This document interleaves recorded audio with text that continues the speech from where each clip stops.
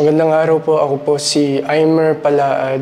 Ako po ay taga Barangay Don Bosco at nandito po ako ngayon sa opisina ni Congressman Gaston Bunting para sa aking guarantee letter.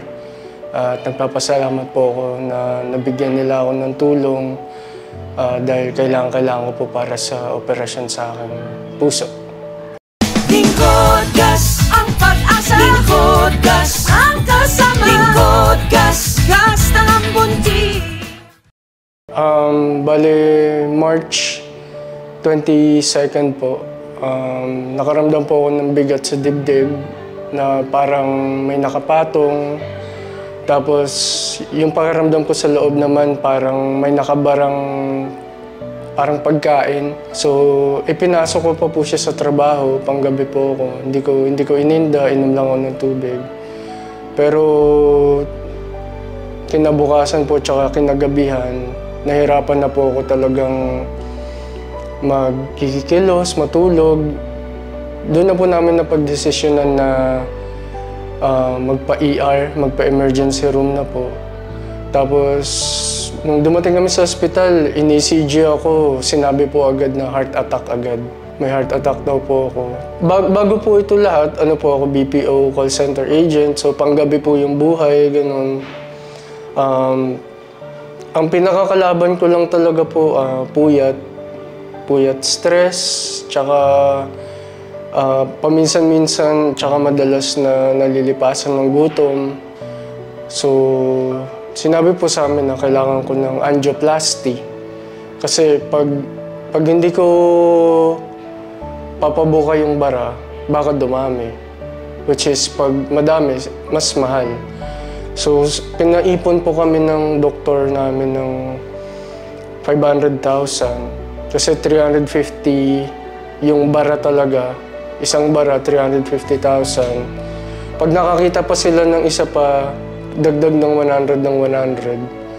Tapos yung bayad sa doktor. So, sobrang laki na po ng 500,000 para sa normal lang naman po kaming pamilya, empleyado. So, yun nga, may mga nag-suggest sa amin na lumapit sa mga mayor or congressman. Meron na rin po akong kaibigan dati na nakalapit sa opisina na to. And natulungan din po siya. So talagang pinursige niya ako na pumunta rito, humingi ng tulong. Kasi nga, yung 500 talagang hindi po talaga kaya. Kaya yun, sobrang salamat po kasi parang one time lang kami pumunta, pasa, tapos eto na po. Meron na po. Kaya sobrang thankful talaga kami.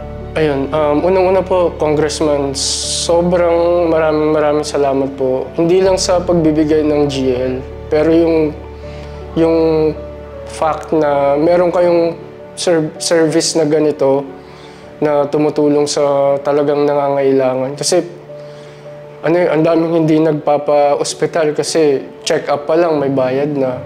Eto, hindi ko man siya gusto, ayoko man siyang gawin, pero wala akong magagawa kasi puso ko to.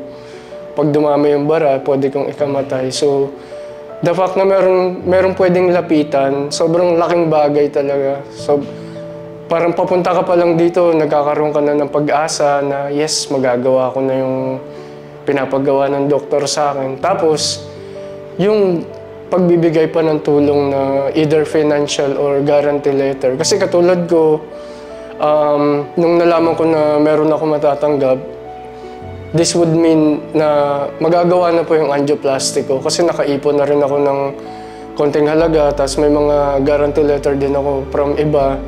Tapos itong ibibigay ni Congressman, ito na yung actual na magpapa-opera sa akin. Kasi right after this, baka pumunta na kami ng hospital, magpa-angioplasty na ako. So kaya talagang sobrang salamat.